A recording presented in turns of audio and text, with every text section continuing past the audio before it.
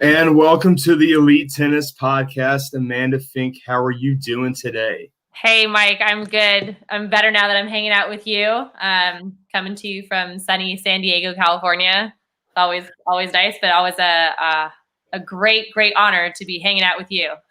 So I know the last few times we tried this, we had the technical glitches and the difficulties, and then you end up teaching me how to go on Instagram Live. So that was a great experience. So in disguise, but it bought me more time to hang out with you. I need my mic time. So, what turned into supposed to be a 5-minute conversation, I think we ended up taking the countdown down all the way. So that was that was a good thing.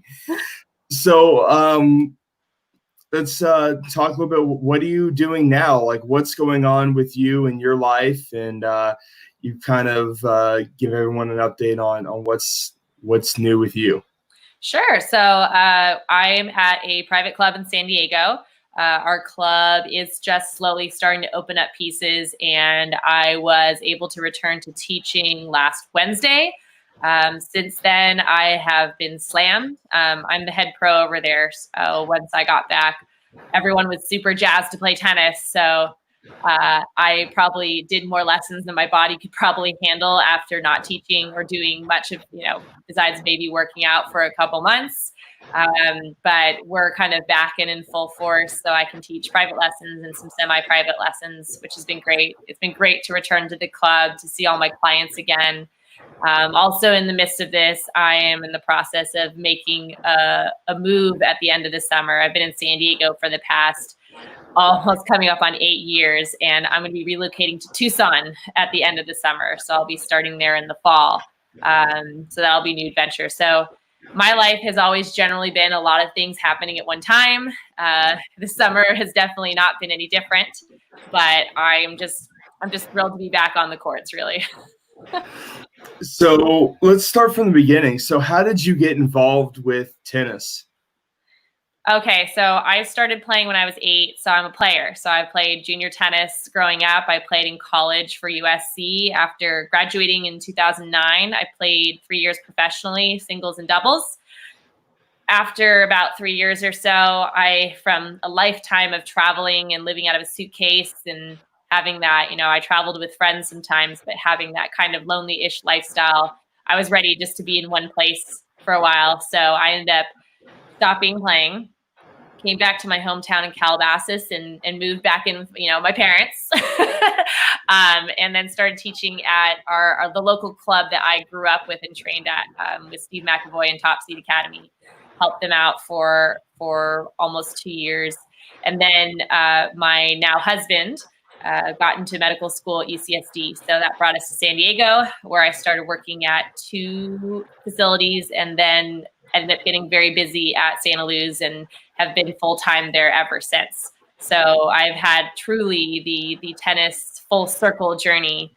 I definitely, when I stopped playing, wasn't sure I wanted to stay involved in tennis, since by the time you're done playing, you have a love-hate relationship sometimes with the sport.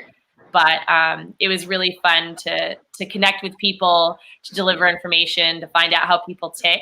So I fell in love with coaching pretty quickly, got USPTA certified, and have been kind of on the court and helping tennis causes ever since. So you did the Reader's Digest version of a lot of things, and we're going to go through and talk about a little bit of those things there. But sure. Let's start with the junior tennis. What were some of your favorite things, the things that stand out the most with the junior tennis? Oh, so it was a billion years ago. But I mean, to be lucky enough to be at a level where I was competing at nationals pretty much every year, to be a part of tournaments where people were coming in from all over the country to play, from winter nationals to, what was then the Easter Bowl national tournament and clay courts, even though I cannot play successfully on clay sometimes to save my soul. But being involved in national tournaments, I never won. I haven't won one gold ball. I think I won 2 bronze, one at clays and one at winter nationals, I believe. But I always tell people that, you don't have to be successful. You don't have to win all the tournaments. Nobody does that. You just have to kind of do consistently well in and out. But I would say, yeah, definitely being able to compete in nationals. And I would say actually my favorite thing was zonals, being able to play in the team format and going to play with people that maybe I normally don't even see a whole lot during the year and coming together. We're finding out today in tennis how valuable the team experience is to pros. And I think zonals was a great example of that. Now, it's funny that you say team and you don't have to win everything, because when you got to a team, you got to USC, you were named the ITA Rookie of the Year. Yeah. You got Pac-10 Freshman of the Year in 2006. You were All-American honors in singles and doubles in 2008. So that was a lot of awards that you got while you were in college playing at USC. What are some of your favorite moments while you were playing there for the Trojans? Yeah, I am lucky that those things happen, especially like my freshman year. I think sometimes it's good to not really know what to expect. USC has always been a very, very strong tennis program. So coming in, I wasn't even, my parents had said, listen, if you choose this school, you might not play in the top 3. You might not, there are things that might happen. Are you sure you want to play? I said, I want to give it a shot and I want to, do the best I can. I think because I had nothing to lose really, which is kind of my favorite position to be in, is kind of the underdog. I definitely hated being seeded. I wanted to be unknown and pull the rug out from everybody. That was kind of my favorite place to be. But in terms of college moments, I think I usually say that playing in our Pac-10 at the time, now Pac-12 championships in Ojai, California, is the greatest tournament that I think I have ever played. It has a junior tournament, a college tournament, and a prize money tournament, as well as the collegiate events going on at the same time. It uses every court in the town of Ojai, and it has over 100 years of tradition. And I think I valued doing well there more than the NCAA individual tournament, even though the NCAA individual tournament had a U.S. Open wild card attached to it. For some reason, it was more important for me to do well in Ojai. So I would say being at Ojai, I got to win a couple titles there. That was beyond anything my favorite tournament, being housed there by wonderful families, wonderful people. It's definitely that venue, that tournament is my favorite collegiate memory, is playing those events. So if there's any juniors right now that are watching that have any aspirations to play college tennis, do you have any advice for them? Yeah, I would say, listen, right now it seems that the pressure is really high, to play and get a spot on some of these teams are more competitive and more difficult than ever. But you're going to find, if you talk to a lot of college coaches, obviously they've got to look for good players. They've got to look for strength and ranking and things. But at the end of the day, college players are looking for people that are going to add to their team, that are going to accept the team environment, that are going to be hard workers, that are going to listen. So you just don't, like we said earlier, you don't have to win all these tournaments. You got to play, but I think me winning more consolation brackets in tournaments was actually more helpful telling college coaches who I was as a person. Or if I lost a match, I guess maybe I got wiped out a couple times. Everybody does. But I think the fact that a lot of my matches were competitive and they were close, coaches aren't always looking for if you're beating everyone. If you're competitive with the best players, then you belong on the best playing field. So just make sure you're not, completely 100% focused on that, top 10 ranking or, making sure you win all these tournaments, because that's not what it's all about. So what were some of your favorite off the court moments? Maybe it was with your team, but with college tennis there, because I know some of the best college tennis stories I had were not necessarily on the court, but like going to and from matches. Yeah. I think that the opportunities that these girls and I had to travel together, like you said, like the rides to and from matches or when you were flying somewhere. I think that the personalities, especially on the years that I played, we had so many different kinds of personalities, our team, so many different kind of, ways we all functioned. And to learn kind of the way, what we all think, how we all work was really valuable. I mean, my standout moment that I can think of off the top of my head is, so I played on a team with Lindsay Nelson, who was, one of the highest ranked juniors. I mean, coming in, very strong player, did super well in college. And she's just very different than me. And one night, I forgot why, I think it was just the two of us. She took me and we had Ethiopian food, and I had never had Ethiopian food before. And she just kind of introduced me to like a whole different, way I thought about food, while kind of finding out a little more about her and spending more time with her. So kind of really interesting small moments like that of getting to know other people and maybe finding out that I had more in common with those people than I thought were probably the best moments off court for me. That's fun. So then you also played pro. Your highest ranking, I believe, was 260 singles. Yeah, around 263 in singles. A little bit higher doubles. But you've played some big names too. You played Sloane Stephens. You've played Monica Puig. You've played some Grand Slam champions. You've played Nikki Malachar. You've played some Brenda Schultz McCarthy before. You've got a win over her. Wow, you've done all the things. Look at you. Well, that, and we've also talked, countless amount of times too before. So, you've played Allison Risk. I mean, there's all these players that you've played. What are some of the highlights from your time on the pro tour and playing pro circuit that you've kind of taken away? Yeah, I mean, I wouldn't trade that experience for anything. Kind of like you've mentioned, I've played a lot of these players that are huge now, and it's so funny when when people ask you, when you play someone, is that person really going to be a big deal? And you just don't know. Like there were some players that I said, yeah, like that person I think that person actually is going to be a big deal.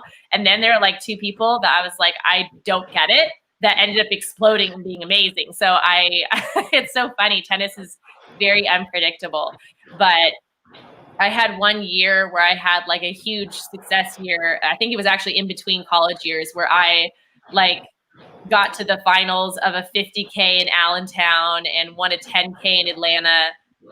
It was just kind of unreal. You could kind of feel like it was that moment where you felt like, oh my gosh, it's really happening. Like I belong here. Like not I compete.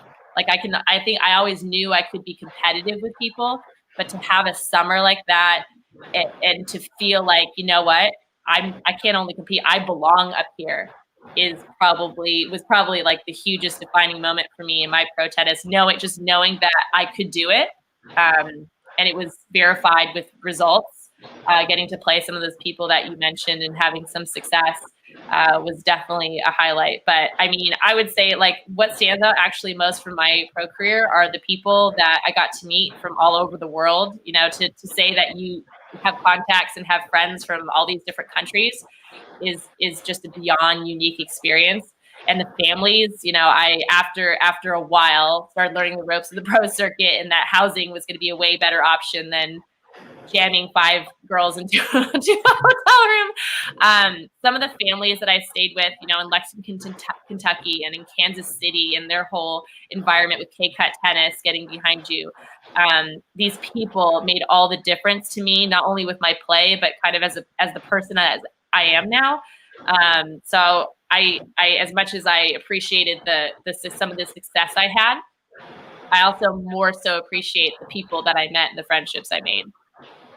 Yeah, and you've played your share of tournaments, and you've got matches over a lot of players, and you were very successful. You made it to 260, which is the high there. And that's nothing to shake a stick at. You've No, had it's Jimmy not. Shard, and you've got all these matches there that it's just and it's funny that you say that you don't know who's going to go. I know when I played a couple of futures and I go back and look at the draws, I'm like, oh crap, he was in the same qualifying draw as I was. Like Jack Sock was in the same quality draw. It's like, what? Yeah, it's like, who knows that what's going to happen next, and you just never know that the person that you're playing against or the person on the court next to you, what's going to happen, especially in these ITF events. What they're going to happen next week or the week after, or even 2 years, 3 years down the road. Yeah. Yeah, I played, and I think the biggest tournament I ever played was from getting to the finals of Allentown. I had gotten a wild card to play Cincinnati, like in the main draw, which was like the biggest thing. Like I'd played qualifying of those tournaments, but I'd never been in the main draw of one of those tournaments. I believe it was Surbotnik first round. I lost, but it was 3-3. And it was like and I had played, I was so nervous. We were playing on center court, and I popped like the top string of my racket and didn't realize it. I had served an entire game with a broken string. But yeah, it's just being able to earn moments like that. There's nothing like it. Just don't play with broken strings. Don't do it. No, it was funny. So what is your advice when you break a string to a player? Like, what do you do during the point and you break a string? What do you tell your players? You do the thing that I normally would never do otherwise, which is you hit one high ball and you come to the net. Normally, I avoid the net. My game style, I avoid the net at all costs. I got a lot better at it as I got closer to the end of my pro career. But yeah, you lob that puppy and you get right up to the net.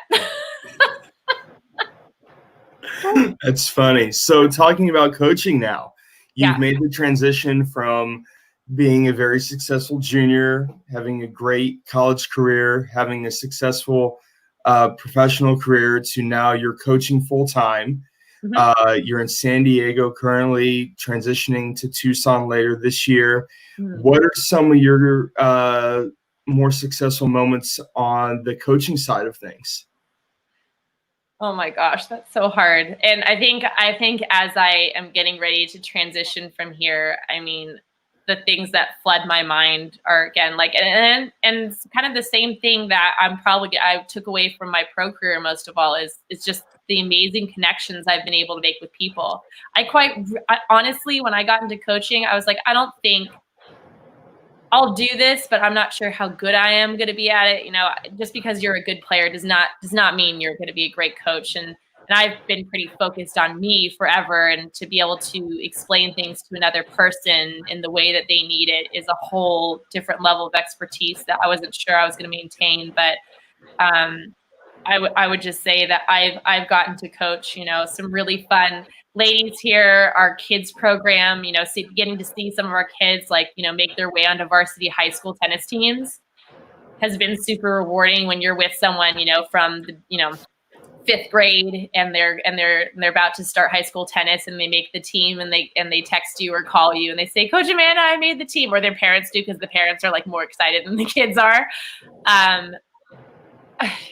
It's overwhelming, and especially at an environment like I'm at, my clients have been so supportive of me, and if I've been able to give them anything back, hopefully in the tennis department, then that's great. But yeah, I would say just the closeness I've been able to have with the people that I've been working with, and having it be able to stream into success, like making a high school varsity team or being able to move up a level and your league team, has been really rewarding.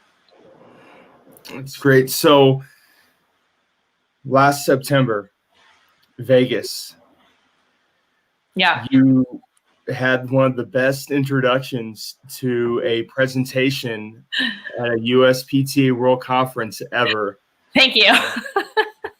Do you want to go a little bit of what went into the thought process to your presentation and what that was about, and what happened there? Sure. So my presentation was called Using Your Personality to Make Your Coaching Shine. And the whole idea was, I think we see a lot of presentations about drills and technique and things. And as much as obviously I deliver that content, I would say that the crux of, what I think I specialize in with coaching is being able to connect with people. So I wanted to give a presentation about, how I think I've been able to make an impact in tennis where I am, and how making personal connections with people can lead to easier ways of delivering information and creating a loyal clientele, and just overall being able to have a great time with what you're doing. And I also wanted to make sure that people stayed. This was the first time I'd ever presented at a national conference.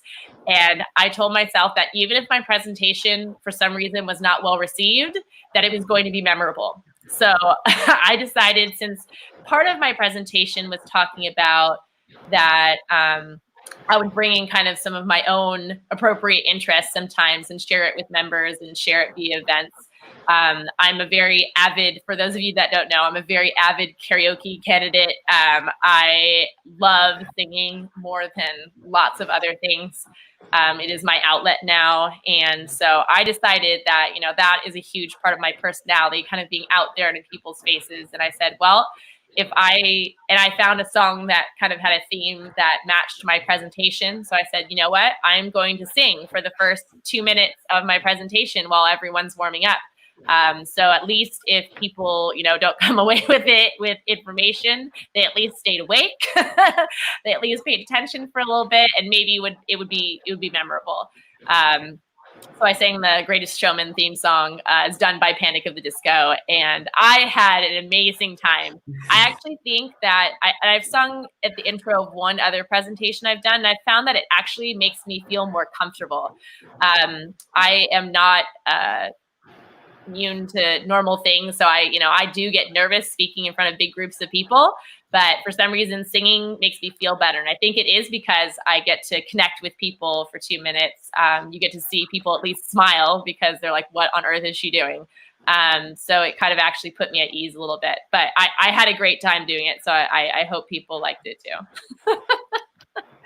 That's great. So you've presented at other places as well. You've just helped out PNW, Pacific Northwest, for those that aren't familiar with tennis's alphabet soup. What are some of the other things that you've liked to present so far as you've gotten along with your coaching? Yeah, so for the PNW, they did first of all, what an amazing thing. They had a virtual conference, like all via Zoom. And it was all themed. It was all a roundtable format. So, I would speak, and then at the end, we would all talk about different ideas. And what an amazing format. I absolutely commend that section for what they did. And the theme of the conference, which I loved, was member retention or client retention. So I did a talk on, on special events, on how to, make events that are comfortable for your club, about knowing your facility and what events will and will not work for your program, and then how to kind of mix things up from the usual things that you've been doing. And then obviously, because of what we've been going through lately is, as we're kind of coming out of COVID and starting to open up a little bit for a lot of places, how can you still create, smaller events, things that can cater to staying safe, but also creating a special experience for your clients. But I've also done a presentation on embracing leftiness, the benefit, how to work with left-handed players and what you should be thinking about. I've done things on playing under pressure. What else have I done? Game-based things about how I can kind of throw in technical or strategic learning advice through games, because a lot of our clinics, at least where I'm at, are game-based. But I've always really loved presenting on anything that has to do with customer service, that has to do with connecting with people. That's kind of where I'm at. So anything to do with that's right up my alley.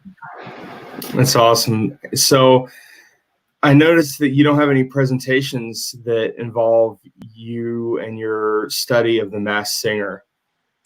What? That's true. I feel like, okay.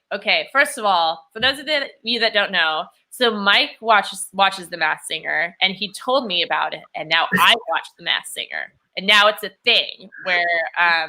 But I think Mike would be better at giving a presentation on that. I think you're more in-depth knowledge. I mean, you do a fair amount of research in guessing who people are. I just kind of enjoy it.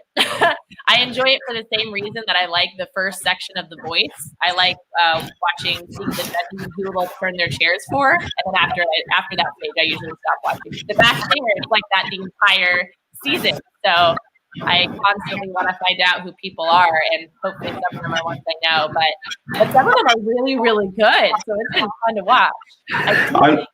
I do think the Turtle should have won this season. Yes.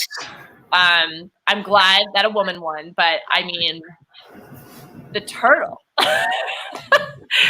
But yeah, I do love, anything to do with music. I'm all about. So yeah, it's been fun being able to kind of go back and forth with that with you together. I was even though I enjoyed watching the show and I enjoyed our text messages going back and forth, because it was normally when it aired, when you were watching it live was whenever I was finally getting around to watching it when I got off the court to go home. We have a joke about my sleep schedule being extremely off. Yeah, but I'm being Mike's life coach for a while. I can't be my own life coach, but I can definitely apparently be other people's life coach. But I just know how to Google. That's all it is just researching in Google. But that's not fair. I feel like you should just embrace the show like other people and just actually legitimately guess and not do a bunch of research. I think that's cheating. But I don't know who any of these people are because I don't follow pop culture that much. Right, but you'll know who a couple of them are. There's always a couple sports people. I just think I don't mind. I knew Gronk. I knew Gronk right away. I didn't too. I knew Gronk right away. I knew JoJo Siwa was right away, and I don't even know who JoJo Siwa was. I was this is annoying. This is this person. But I just feel like I didn't mind. I was disappointed when someone was unmasked and I didn't know who they were. But I think I would have rather I'd rather do that and just embrace it than research people I don't know. And I don't know. I think that's too much effort. And then it's not as surprising. I think the surprise is the fun part. Well, I just hope next season they don't have 40 contestants on again, because this season felt like it lasted forever. And then I couldn't remember how long or who did what and what the clues were. And it was just. If you were on The Masked Singer and you got to be in a ridiculous costume, what kind of costume? What persona would you choose? I would be an eagle. Like Dr. Drew? I would be an eagle for sure. Yeah. I would be an eagle for sure.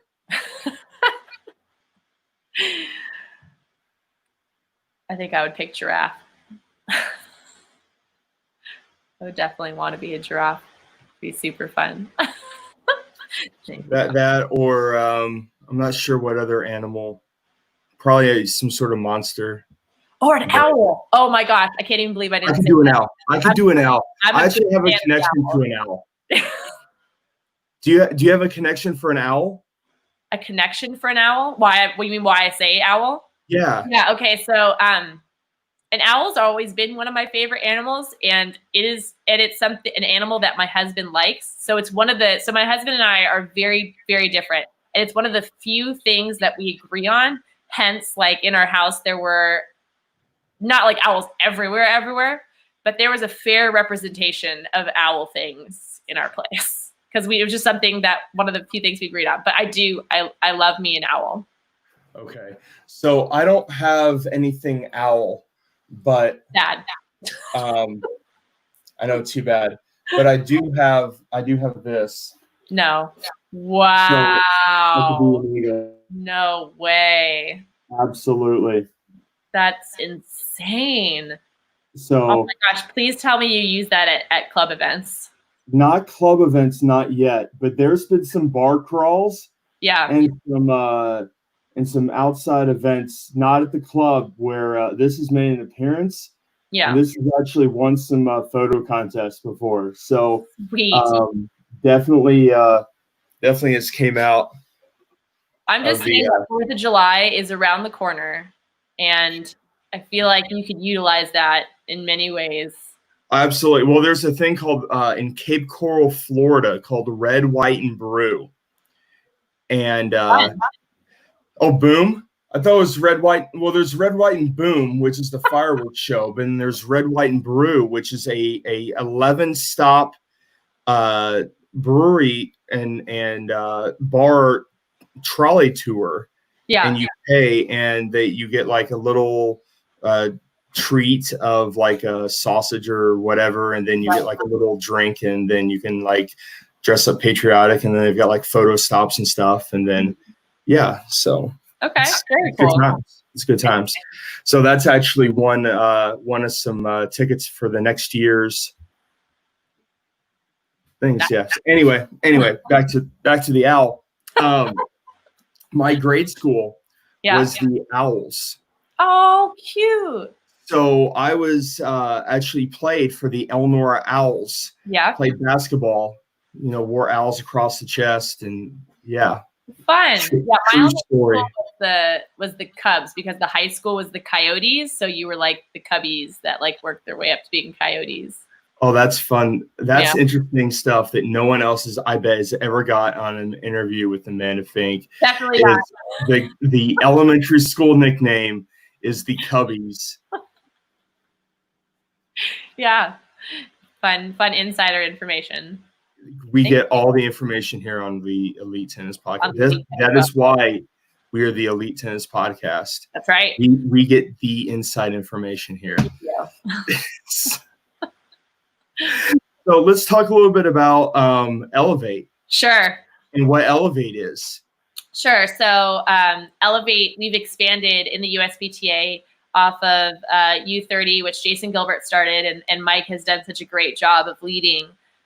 Basically, we all sat down and said, with teaching pros, we want to make sure that we had started this initiative where we were trying to empower and help, pros that were up and coming.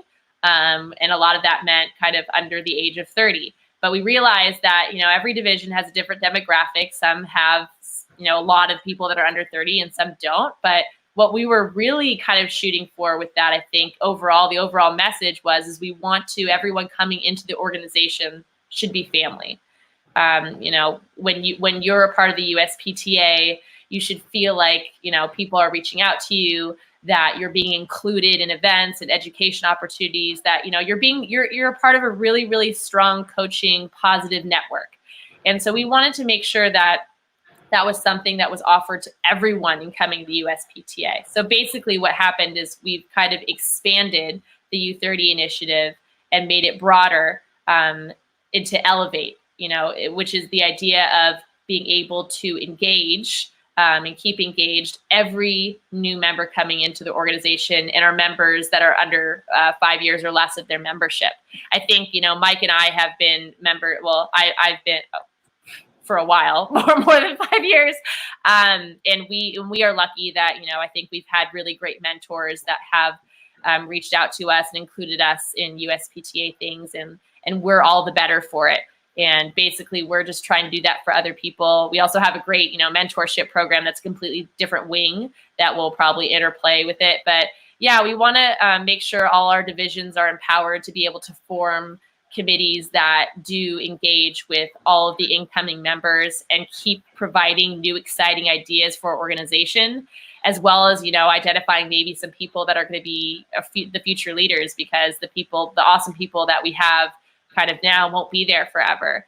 And hopefully we'll be, finding more people. But Mike has been, integral part of Elevate, continues to be on the social media front, and quite honestly helping me with like everything, because I'm still learning a lot myself.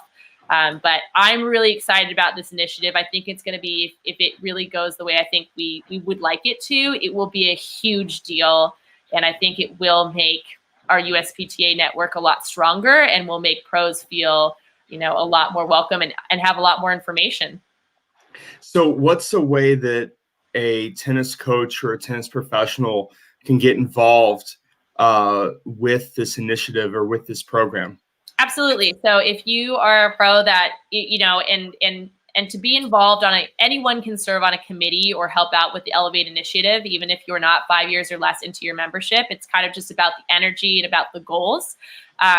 You're always free to, reach out to your division president and ED, or you could always reach out to myself or Jason Gilbert or Mike to talk about it. I think we're going to be setting up some talks with all of the divisions in the upcoming weeks. Obviously, all of us have had a lot on our plates, so it's kind of when we can do it, we will do it. But yeah, you can, and I'm more than happy to provide my contact information if you have any questions. So the one of the biggest questions I had with the U30 was, what happens when I turn 31? And that was one of the biggest struggles we had was, well, even though it says U30, we don't cut off at U30. Right. It's very inclusive, and that's one thing that we really wanted to do with changing and rebranding and kind of re-identifying what this is we really wanted to make it really inclusive and not give it anything that would put off anyone from not opening up their email just because of a title or a subject line or anything like that. Right. And I think that was kind of the feedback that you had and I had and a lot of other divisions had as well. You want to talk a little bit about that going into becoming more of a veteran professional? Sure. And how they can step into that advisory and mentoring role? Yeah, I mean, like we said, Elevate is not about, the strict guidelines of what it is. It's about the energy and about wanting to be involved. But, even people that have been involved, because I think I've also gotten feedback even with the rebrand change that people are still asking, it's like, oh, Elevate. Well, I'm not young. I'm like, it's not about that. It's about the cause itself. But yeah, if you've been involved in the organization for a long time, but this is something you still want to contribute to, I mean, every committee and every group needs advisors. It's important that we actually have that kind of, we alluded earlier to mentorship. It's really important to continue to have that mentorship, even in the committees, all the way down to our Elevate committees, to have someone that knows the organization well, that knows kind of the ins and outs of how everything has gone, is an important piece of the puzzle to being able to continue and have new ideas and to edit kind of honestly what everyone is doing. So everyone should feel welcomed to contribute and to be involved. Absolutely. And that's one thing, is there's a place for everyone. And if you're 1 year, 0 years, or 10 years, there's a place for everyone to be involved with this thing. And I think that's one of the great things with this is no one can be excluded. If you want to be involved, you can be involved. Right. We're not forcing you to be involved, but there's a place for everyone, and there's resources for everyone that want to be involved as well too. Right. And it's the great thing about that is this too, is that it's not like a recruiting thing. It's not like we're doing this to try to get everyone to be USPTA. We're just trying to make the people that have gone this route feel like they're included. Yeah. And, and some of the successes that U30 has had, there's been 5 or 6 U30 division leads. They've now turned into division presidents in the last 5 years. So, I mean, those are industry leaders right there. Right. And it's an amazing thing. I mean, to be involved and to a lot of people are kind of afraid of getting involved because of the time commitment and the other things that kind of come along with it. But I mean, I think that having those things on my resume, quite honestly, to say that I've been involved on a board before, things like that are going to help me be able to, for certain career opportunities and things, be super, super helpful. Aside from the fact that I have met, going back to this, but being involved with the board and being involved with this community, I've been able to meet and network with incredible coaches. And I've learned so much that has impacted the way that I teach and has made me better at my craft. So, tennis coaches sometimes get into the patch of thinking that they're on their own island when they really shouldn't be. Everyone's working together. It shouldn't be competitive. I think we all want to make each other stronger and therefore make our sports stronger. No, absolutely. And the networking is, I think, the first thing when people ask me about, what are some of the advantages about USPTA and U30 or Elevate now? And the first thing I go to is the networking and the community and the family. And it's because now I have a phone book of contacts. And here it's like I can just go and call you or call Jason or call so many different Chuck and Ken and all these people that, are appearing on my show. If it wasn't for this, I would not have met these great individuals and these great people and these great professionals that, are making differences in the industry every day. So, I think that's one of the key things is that networking, and it goes beyond the conferences. And that's the other thing too, is one thing that we've done in Florida is we've kind of piggybacked on our conferences is, yes, we have our conferences and our workshops, but then we've also set aside the networking time too, to say, okay, well, we're going to have the Elevate networking party at right after this time. And then, it's like, oh, well, what's this? Like, and then we get people to come in, and then it's like a meet and greet, a laid back atmosphere where people can just be themselves. And now they get to know, meet everybody. And because when you're going through the workshops, well, you can't really talk to people because you're sitting there listening to a presenter. But now when you have the opportunity to just go to a networking party, now you can rub elbows and shake hands and eventually shake hands, air high five, whatever. Air high fives, yeah. But so that's one of the things that I'm looking forward to, getting off the COVID break is getting back to the face-to-face workshops and everything, because that's one of the things that you don't get at the Zoom meetings and the Zoom workshops is you don't get the interaction of the networking so much. You get to see people, but not so much. You get to see the presenter, but you don't get to have that interaction that you normally would at the bar or at the restaurant, so to speak, afterwards. And that in itself, the conversations that we've had afterwards, I mean, that in itself should be, that should give extra education points just for attending because of the education that you get at the after hour spots. So, having conversations with Craig O'Shaughnessy at 2:00 in the morning, or just, it's crazy. So, just the stories that we can go on and on with, but we won't. But anyway, we won't. Just the little teasers there. Yeah. But so what are some of the things that you're looking forward to the most with Elevate and the kind of new thing here that we've been going through here the last few months? Yeah. Oh my gosh. I'm just really excited to hear, already from our national subcommittee, be able to hear the ideas of, what's going on in all the divisions and being able to see, how different parts of the country need different things, and being able to look at the onboarding process too. When you become a USPT member and you get your packet, what is it that's going to make that person feel like they're part of the family already, that they're engaged more? And we've been talking about lots of different things, but I think that part actually is the most exciting part to me. Being able to, instead of having members feel like they've been part of the organization for, whatever, how many years it's been, and don't really have any need or want to do anything outside of receiving their insurance, is being able to, connect with people right when they get in, and to be able to set that person up, hopefully, and connect them with that mentorship program. And to be able, it just, honestly, the best part of this is making it so that our organization feels more connected. That's a feeling that I think from a lot of different causes, a lot of different committees that are serving national are going for right now. And I am 100% all about that. I mean, I so value the connections that I've made with people like you, Mike, that I only wish that for anyone that's coming into our coaching profession.